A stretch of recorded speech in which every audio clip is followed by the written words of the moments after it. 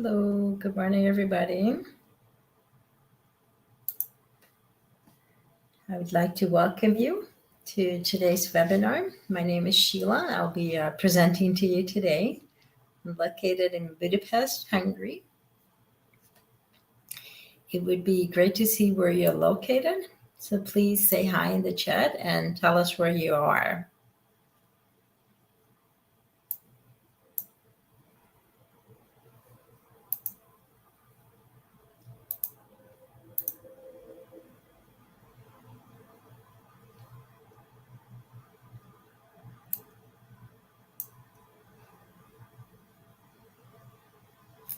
All right, welcome Nantes from South Africa. That's awesome. Anybody else?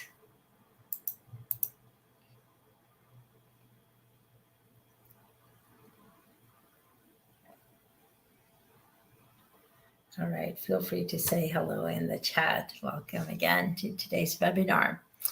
I've actually been a teacher for about 120 years. It feels like that some days. I've been teaching English as a second language for 25 years.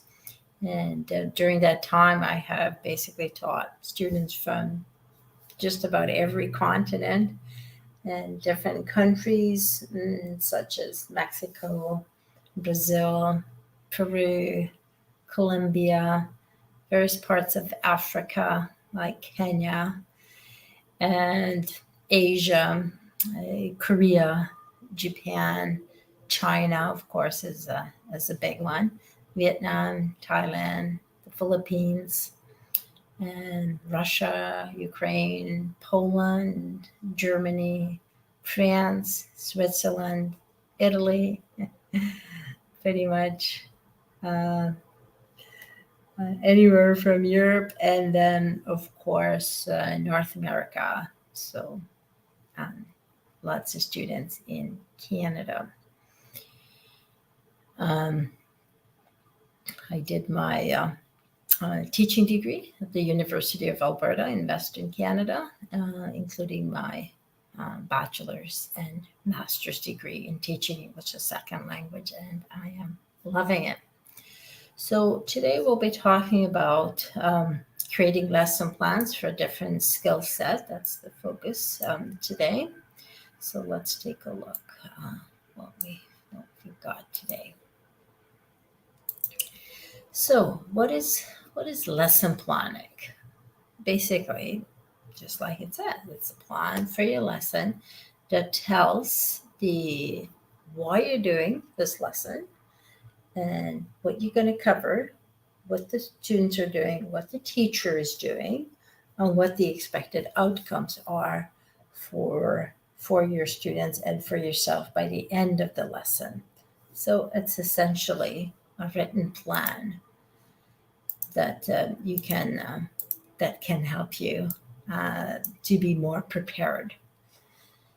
And each time you do it, at the beginning, it might take you a little bit longer, but then each time you do it, it does get easier and easier. And the nice thing is that you can recycle it. So once you've prepared your lesson plan, you can just tweak it depending on the class that you have. And it usually includes a warmer or a warm-up activity that kind of introduces the topic. And then you got a body that can take different forms, and then a plenary or some kind of something that captures everything at the end. And once you have this structure, this provides a stable scaffold for the entire lesson. And it's important to create or find source materials for your lesson activities. And you don't have to reinvent the wheel every time, so you can use already prepared activities or, as I mentioned, prepare your own. Alrighty then. Feel free to ask any questions you may have, and I'll do my best to answer them. So the first half an hour of the webinar, I will be giving you the information, and the second half of the webinar, I'll be answering questions. All right, let's move on to the next slide. So the lesson structure, as I mentioned, we got the warm-up activity. Now, this tends to be the shortest part of the lesson, but it is important because it does introduce the topic so the students get an idea what the focus of the presentation is going to be. And then you've got the body. That's the main part of your lesson. Kind of provides a frame or a skeleton of the lesson. And you don't have to use the same structure all the time. You can have various lesson structures, but essentially at the end, you want to have some kind of a plenary to review what has been taught or learned. And either could be a whole class discussion, could be a Q&A, and it's also good to include what type of assessment you're going to have once this topic has been covered. So you can remember it as a WBP. What does that stand for? Warmer, body, and plenary. Sometimes people also refer to it as PPP. You might have heard that or seen that in the textbook. So PPP stands for present, practice, and produce. So present, you present the new material. Practice, you give students a chance to practice that new concept. And produce, at the end, they use that language, the new language structures, and produce the language more creatively. Another way to refer to it is TTT, test, teach, test. Essentially, at the beginning, you want to test what it is that the students already know. Do they have any background knowledge about this? Because then if they do, you don't have to teach that anymore. And then once you know what to teach, you teach that. And then at the end, again, you test whether they have acquired the new skills. Okay. So that's the lesson structure. Okay. So the body, you'll be spending quite a bit of time on the body of the lesson. And as we mentioned, these are the two different ways to incorporate the new ideas. So it's up to you which one you prefer to use.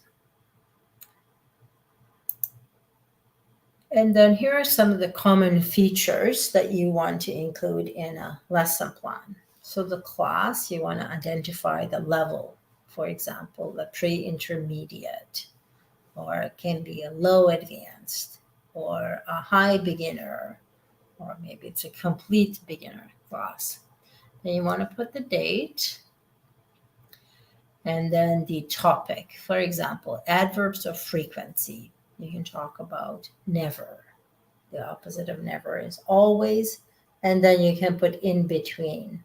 Occasionally, kind of in the middle, sometimes, usually is higher up, rarely or seldom would be lower. So you can create this chart. And then the lengths. So typical class, 45 to 60 minutes. So in this case, I put 60 minutes. Number of students, 12 is a good number because you can have a whole class discussion that is not too big, or you can have two groups of 6 students. You can have groups of 3, groups of 4, or pairs, which is ideal because that gives students the most chance to talk and use the new language.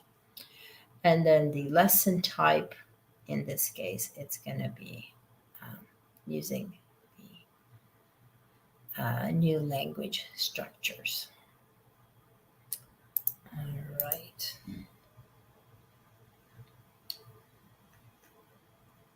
And you, once again, once you have prepared this, it's not just for that one class because often we recycle the lesson plans. You might want to reuse that lesson plan, and you may need to adapt it to the level of the class. And each stage is important, and you want to allocate the stages of the lesson accordingly. So let's take a look at the various features. So the lesson aim. The aim, it kind of focuses you and the students on the primary objective that you want to achieve by the end of the class. So you got to ask the three magic words. What are the three magic words when it comes to teaching? Think about it. What is new? These are the three magic words. Each time you teach a class, you got to ask yourself, what is new? Because if you've already covered information, you don't have to reteach that, right? Just think of what is new for the students in that case. And then you got to write you write it out. So this is a typical way to start. By the end of the lesson, students will be able to, it always starts like that. Students will be able to, and then after that, you want to use some kind of action verb, like use, frequency adverbs to describe routines in this case, for example. You don't want to say understand, or you don't want to use those vague verbs because that is too general. It doesn't give you enough information. So you want to be more specific, like this, like use frequency adverbs. And then the lesson objectives. So these are the small steps that students need to take to achieve the lesson aims by the end of the class. And you've got to ask yourself, is this realistic? Is it measurable? Am I going to be able to measure it? For example, students will be able to use 4 common frequency adverbs and use it in their routines. So again, try to be specific when it comes to writing the lesson objectives. And notice it's quite specific. All right, let's take a look at the next one. So here we're talking about morning routines, for example. I get up, then I brush my teeth, or I take a shower, then I eat breakfast, then I get ready for school. So here you can say, I always brush my teeth, or I usually brush my teeth. Hopefully they say always instead of usually. What about a shower? What would you say for shower? I sometimes take a shower, or usually, but maybe not every day. Breakfast, maybe it's every day. So again, you want to use those frequency adverbs incorporated in the context. And then let's take a look at what materials and equipment you need. So again, you want to include that in the lesson plan to make sure that you have those available and ready to go as needed. So you might want to use the interactive whiteboard on Zoom, or if you're in a traditional setting, just use the regular blackboard. Or you might have worksheets prepared. Again, you want to have them either photocopied if it's in-person setting, or if you're teaching online, you want to have them ready for the students. For example, we use Google Classroom when teaching online. So you want to have that file uploaded in advance. Another thing you can do is share it through the chat. There's a function where you can share a file, or you can email it to the students if all else fails. That's kind of like the last resort that I go to because it takes more time. So you try to use the ones that are accessible, easily accessible to the students. And anticipated problems. Now, teachers think, why should I include that? It is actually important. Like if technology fails, do you have a backup plan? For example, when I teach online, I make sure that I have a good Wi-Fi connection. I'm close to the modem. But in case it fails, I also have a backup plan on my cell phone. So if I get disconnected for any reason or my connection is not very strong, I assign one of the students to be the host. So that way the students can still stay online. And then I go to my cell phone to connect. So I'm still able to be in touch with the students. Why do I assign a student to be the host or the co-host?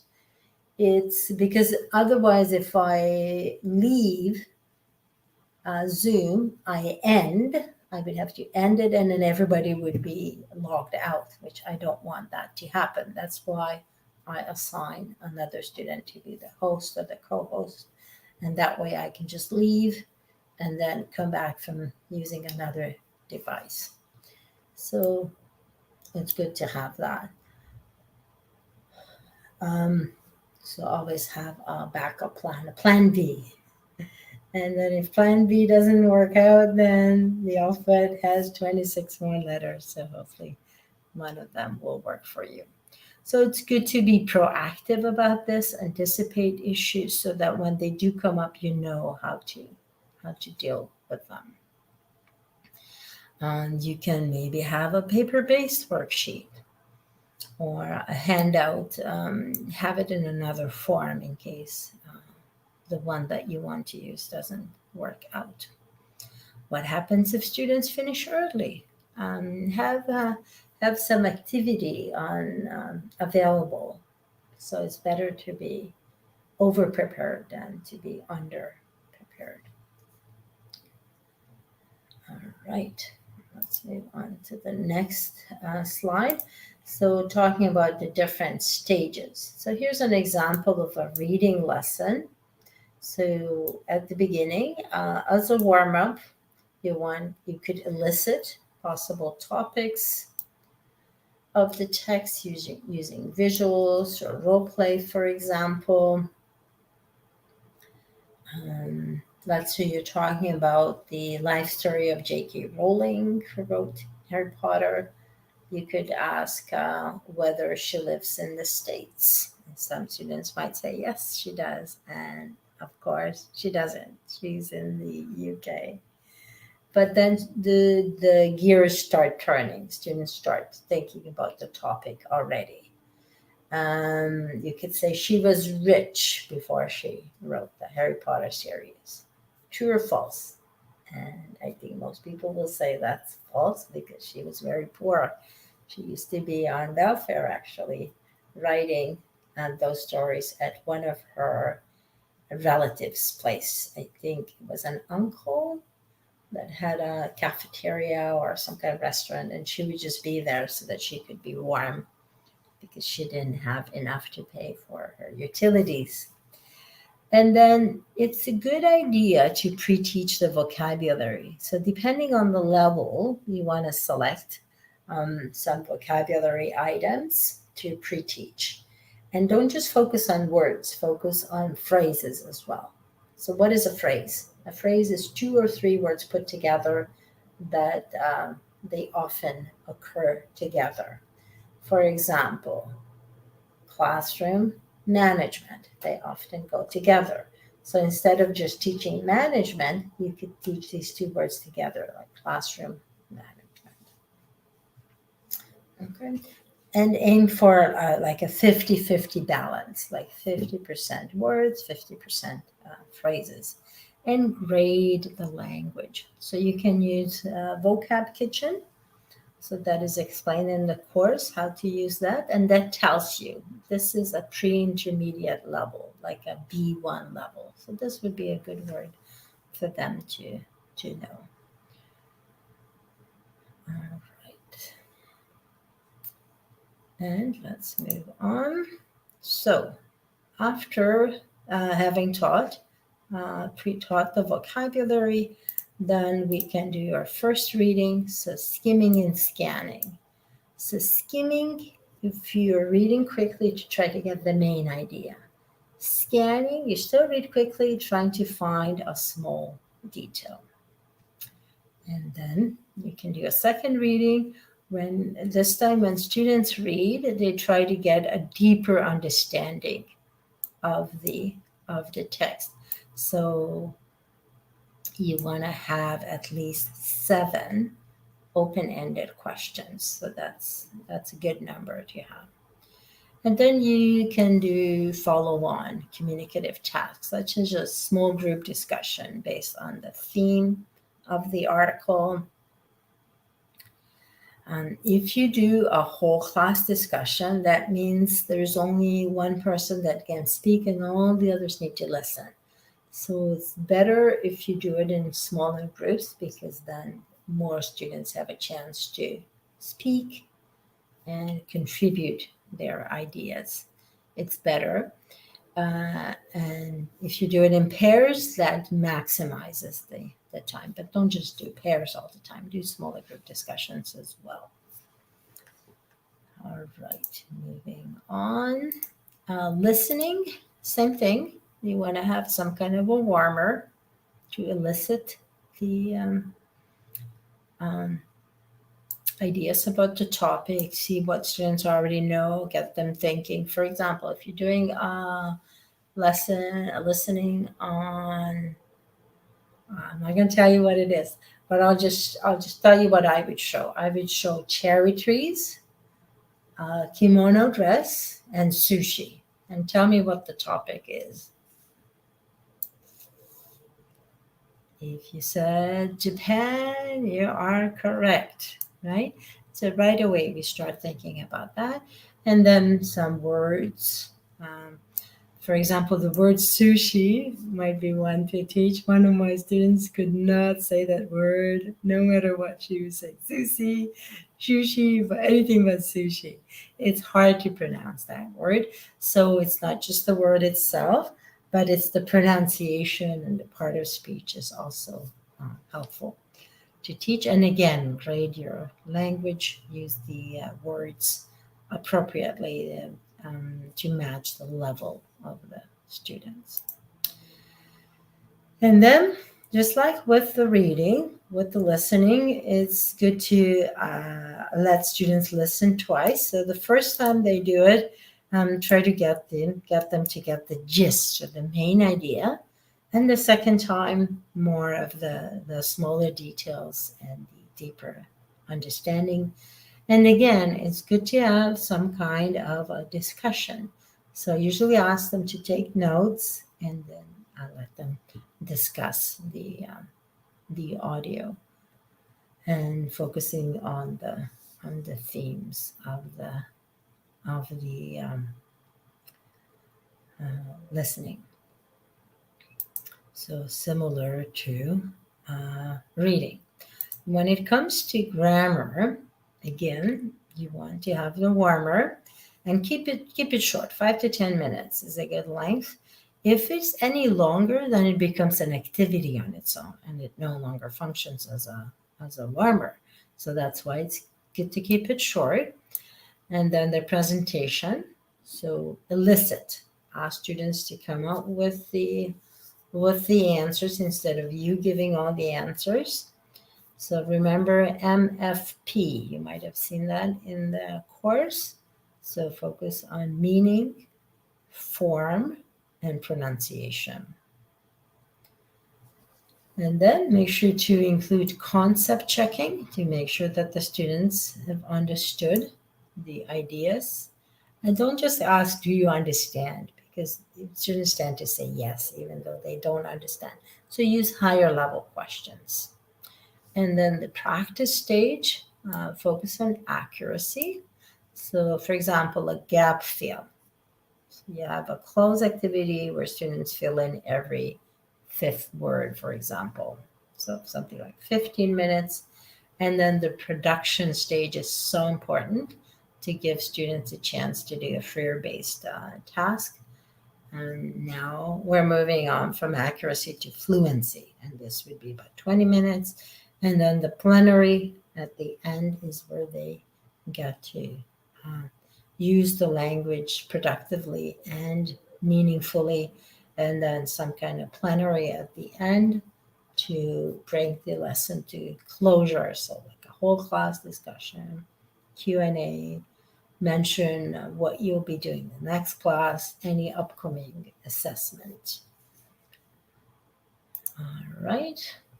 And then it's also important to focus on the functional language of the lesson stages. So similar of what we talked about. And then if you take a look at the time allocation, what do you notice? So warmer, fairly short. Presentation, again, not that long, 15, 20 minutes. Practice, 15 minutes. And the longest time should be allocated to production to allow students to produce the language. And then, just like at the beginning, 5 to 10 minutes for the warm up. The wind down can also be 5 to 10 minutes. But this would add up to about an hour. And when it comes to functional language, what does that include? It's things like giving directions. For example, somebody is asking how to get to the cinema. So you want to give directions to get there. Or giving advice. Sometimes what I do is I have pretend students to have to give advice to somebody who writes to a newspaper, that advice column, and that can have result in a lively discussion. All right, and then other lesson plan elements is the interaction. So TC is teacher to class, TS teacher to student, SS is to students. So it can be one student talking to other students, or SS if they're doing it in pairs. And it's important to include inclusion and differentiation. So what does that mean? Inclusion doesn't matter what their abilities or additional learning needs are. All students need to have equal access to learning. And we want all of them to reach their goals and to realize their potential. And we want them to be all included in the lesson. So we want to accommodate and meet the learning needs of the students. They all want to be equally valued and included. So that's really important. And when it comes to differentiation, that means, again, that we can support our students with the different learning needs in the same class. So we want to design a lesson based on our students' learning styles. So you might have heard of the VARK model. V stands for visual, A stands for auditory, R is the read and write preference. People like to have a paper copy of a book instead of reading it on a screen, and they like to take notes.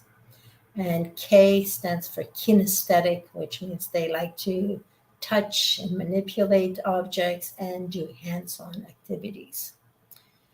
And we can do different groupings, either based on their interest or their abilities.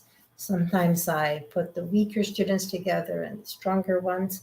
Sometimes I pair up a stronger student with the weaker student so that the stronger one can help the weaker one. It helps boost their confidence, and of course, it's good for the weaker students to learn from a peer.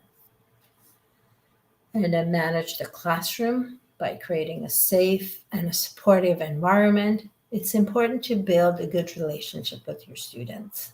Everything starts from there. And then feedback. Again, it's important. And don't just focus on errors, please.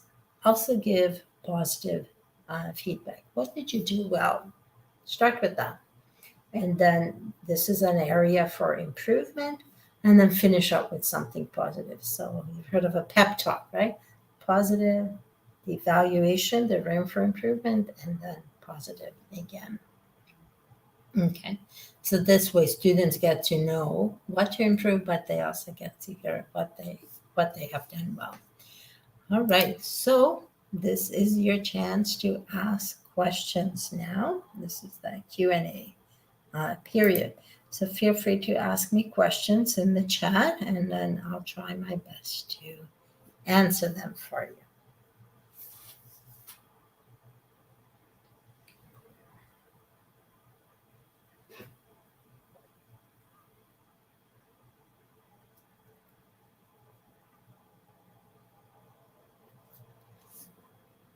Just waiting for questions. And then at the end, there's also going to be a short survey that I'll ask you to complete, and I'll put that in the chat for now so that I don't forget about it at the end of the webinar. If you could complete that, that would be much appreciated. But feel free to ask me questions in the meantime.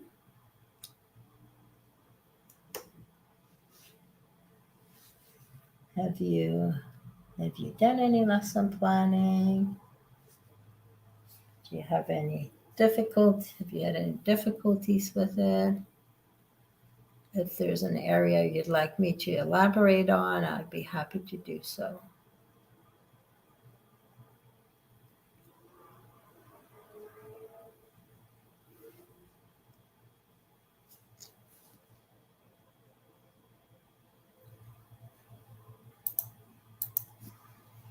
All right, any questions? Nantes, do you have any questions?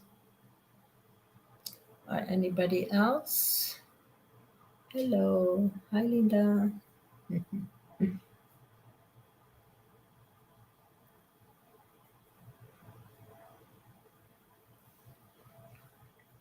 Feel free to share any questions. Okay. Okay, there's an error in the original link. Okay. Oh no, you missed it. I'm sorry. That's okay. Not to worry, because this is recorded, so you'll be able to watch it. Okay. You'll be able to watch it. I'm sorry about that. My apologies. Okay, you've just joined in. Okay. Okay, it's recorded. It's been recorded for you, so you'll be able to watch it. I'm so sorry. Oh, you missed it. Okay. That's okay. You'll be able to watch it, but you can still ask me questions. If you've done any lesson planning, if you've got any issues with it.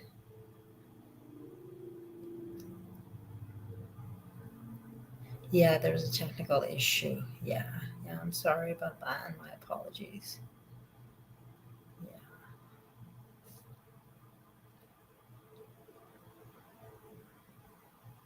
Nantes showed up from the beginning. You can tell us, Nantes, what we talked about, or if you have questions. Okay. So Geraldine says, doing assignment B, I found my presentation sections to be 28 minutes, and I find it difficult to shorten it. Any tips? Yeah, that is a common issue, right? At the beginning, you tend to be longer than anticipated. And basically, you just got to simplify it, right? Use the KISS principle. Keep it short and simple. KISS. And that way, if the presentation part is shorter, then think about students will have more time to use the language. They'll have more time to practice and produce the language, right? So a lot of it is preparation, right? You prepare, and you can time yourself as you're preparing to see how long it would take you to do this. And yet, maybe at the beginning it's 28 minutes. Next time it's 25. After that, it's 20. And then eventually, hopefully, you can reduce it to 15. Yeah, but it is challenging. I know it's challenging, and it's also the traditional way of teaching, right? Where teachers tend to lecture for a long time and not give enough time to students to use the language. But using the communicative approach, it's so important to give enough time for students to practice and to produce the language structures, because they don't just learn through osmosis, right? We have to give them a time. Great question, Geraldine. Thank you. Yeah, okay. I could go over the some of the slides. Sure. Yeah, that's a great suggestion. Thank you. Let's see. So we talked about lesson planning. Let me just remove this comment. How do I remove the comment? Yeah, there. Yeah. All right. So lesson planning. We talked about the different parts. So you want to have a warm-up, body, and a plenary.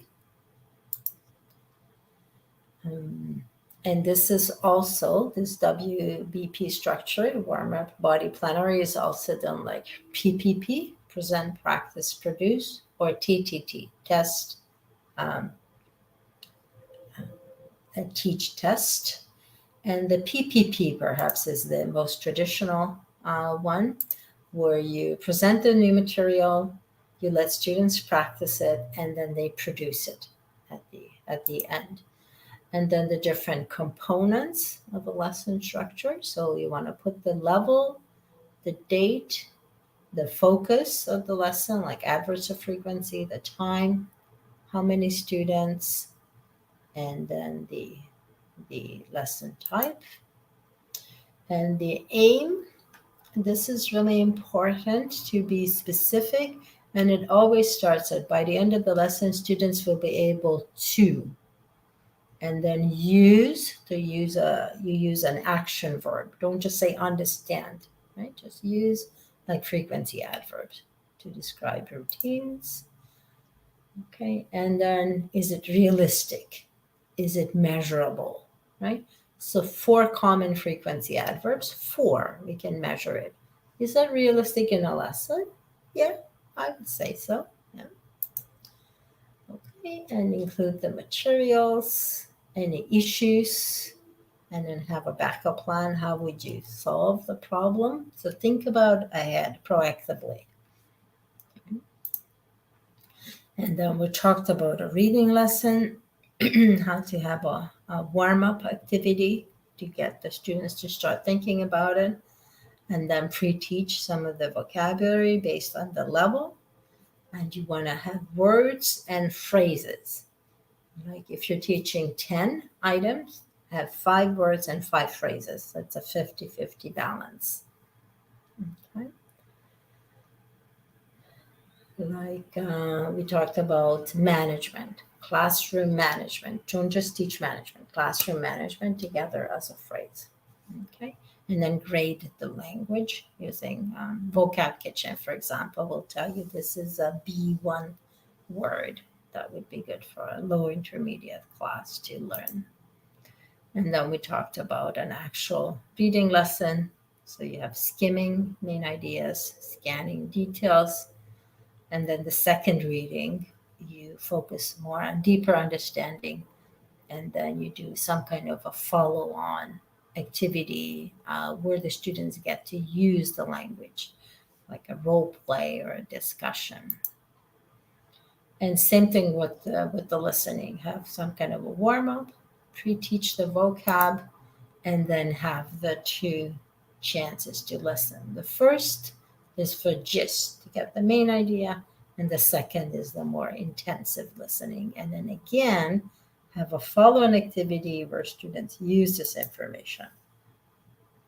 Grammar lesson, similar, and here you see the PPP structure. So you present, again, don't spend too much time, 15 to 20 minutes. Practice, give students a chance to practice like for 15 minutes, and produce. Notice the longest part, 20 minutes, and then have a wrap up at the end, 5 to 10. just like the warmer at the beginning is only 5 to 10. So this is a good way to allocate to the different parts of an hour lesson. And we talked about functional language lessons like giving directions, similar to teaching grammar, the various components. And then the other elements like teacher class, teacher to student. This is group work, one student with students. And this is the most efficient way to use time when students work in pairs, because then students have to produce most of the language. And then we talked about inclusion and differentiation. So you can see inclusion here. Include all the students equally, regardless of their abilities.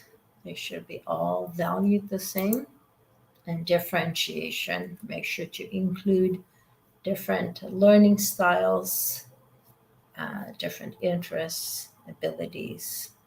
So challenge the higher level students and then have activities for the lower level students, because you can have a range of students in an intermediate class, for example. And then feedback, don't just mention the errors, mention something positive as well. So this was the presentation, and maybe now you'll have some questions. Thank you for that suggestion, Linda. And again, you'll be able to watch the entire presentation again in more detail. Okay, so Nancy's asked, I'm new to the course.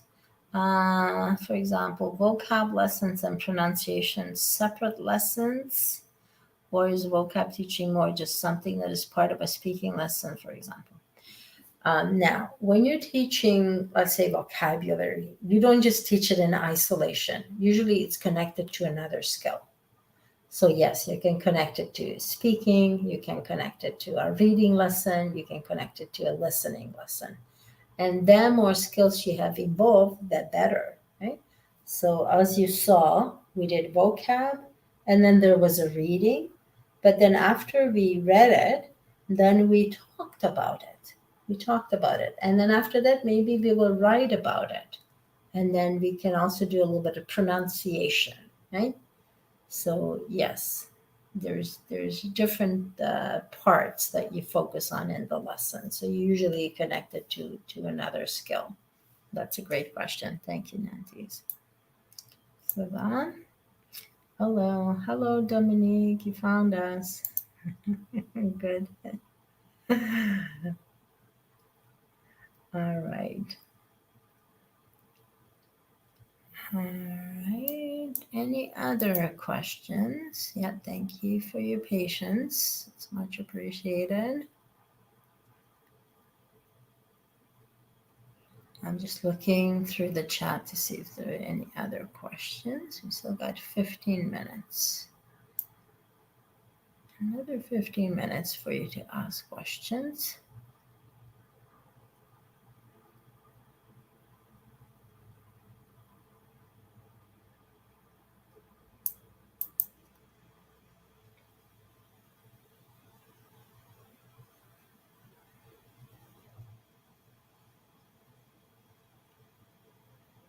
Okay, the work. Yeah, you'd like me to go through the work again? All right, sure. So that stands for the different learning styles.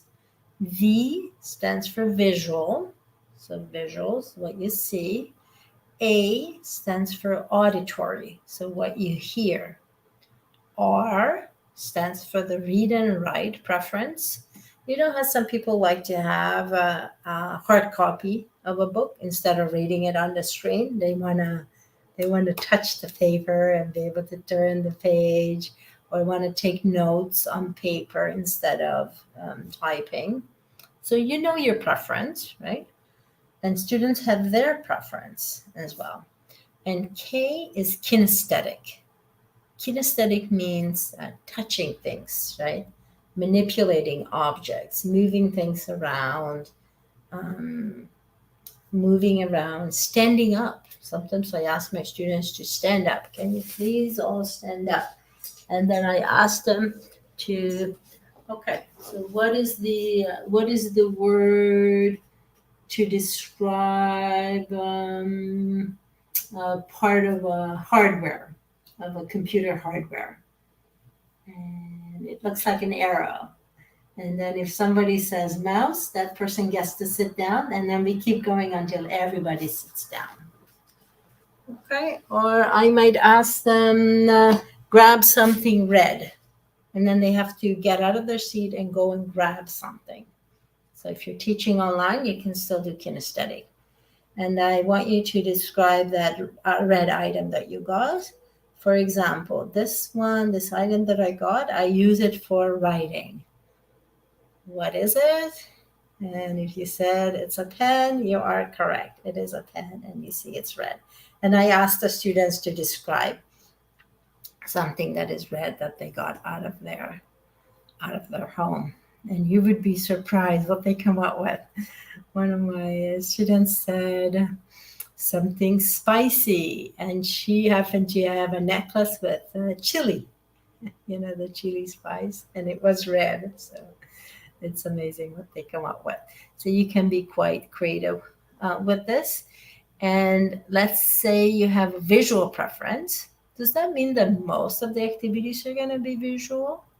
No, because you got to mix it up, right? Because your students will have different preference. And if you're not sure what yours is, you can actually do a questionnaire, find out. I'll put the link in the chat, and you can complete that. It's 12 questions, and don't think about it too much. Just the first question that comes to mind, just answer it. For example, the first question: when learning from the internet, you like interesting written descriptions, like list and explanation. You like interesting design and visual features. You like to listen to audio channels like podcasts or interviews, or you like video showings, how to do or make things. Okay? So just quickly choose one of these, and at the end, the computer will evaluate your answers. So written descriptions, what's the preference? Read and write. Interesting design and features is visual. Audio channels, you have an auditory preference. If you like to watch YouTube videos, then it's on making things, it's kinesthetic probably, right? So you answer all 12 of these questions, and it will give you your preference at the end. So you'll know what your preference is. So you'll find out what is the best way for you to learn and to teach. And then you can ask your students to do the same, because it's good for them to know what is the best way to learn. For example, one of my friends, when he's learning something, he sits down and he reads it out loud. So why? Why does he do that? He doesn't just want to read it, he wants to hear it as well, right? Because he has an auditory preference, right? So it's good for you to know what is the best way for you to learn. Okay, so you can try that out. And sometimes it's a multimodal. You have a mix of two preferences. The most common multimodal is a visual and kinesthetic. So see and do things together, they often go together. Or you might have an auditory read and write preference. So that's fine. There's nothing wrong with that if you have a combination of a two or three. There's no right or wrong. It's just your preference, your way of what you prefer, right? All right. Thank you, Geraldine, for that great question. All right. Any other questions, comments, complaints, compliments, tips, suggestions, advice? Feel free to let me know in the chat.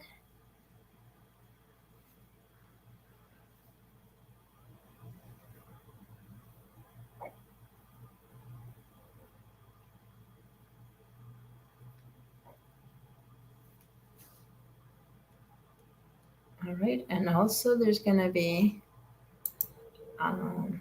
a link for you to a short survey for you to complete at the end. I will ask you to do that, and maybe you want to watch the recorded webinar if you missed the first part. So I'll put that in the chat for you to complete. We would appreciate if you could do that. All right, any other questions in the meantime? Feel free to ask away.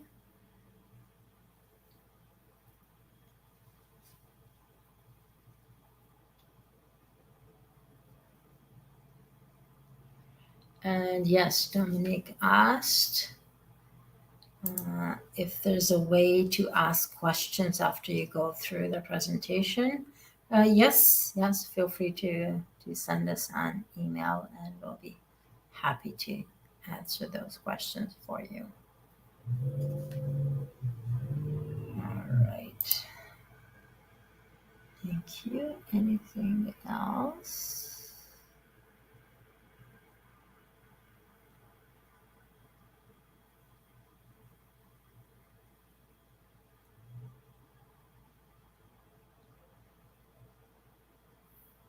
Okay. Could you give us an example of challenging the advanced students while keeping the others busy? Yeah, that is a great question. Sometimes you got different levels of students in class.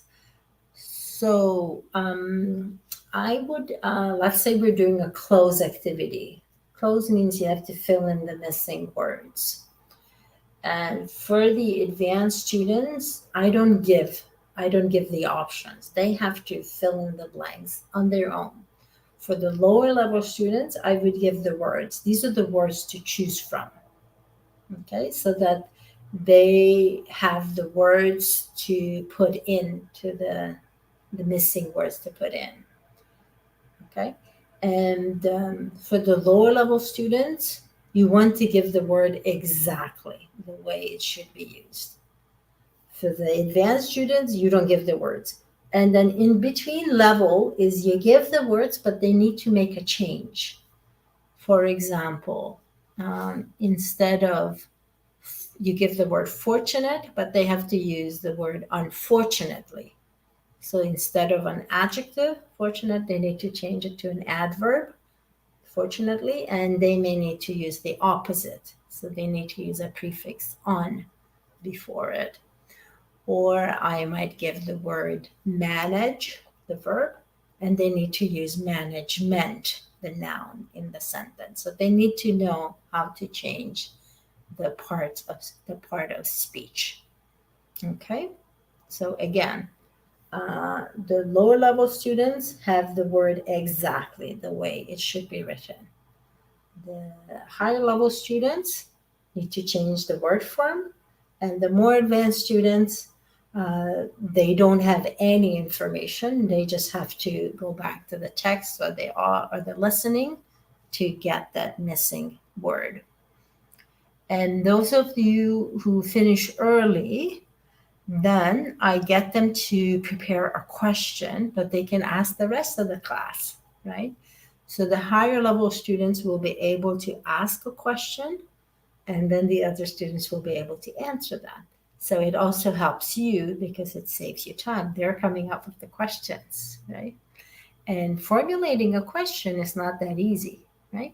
So you're doing question formation, which is a little bit of grammar, and you're getting the students involved.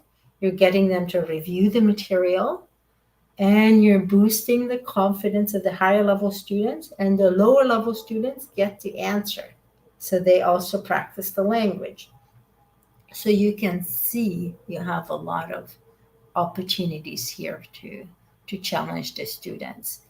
And don't just use, I see this a lot, don't just ask the scanning questions like what happened, who did it, right? But why did they do it? Or if you were in that situation, what would you do? You can ask personalized question, right? So use the skimming questions too, not just the scanning ones. So to challenge the students. Yeah. Thank you, Geraldine, for that question.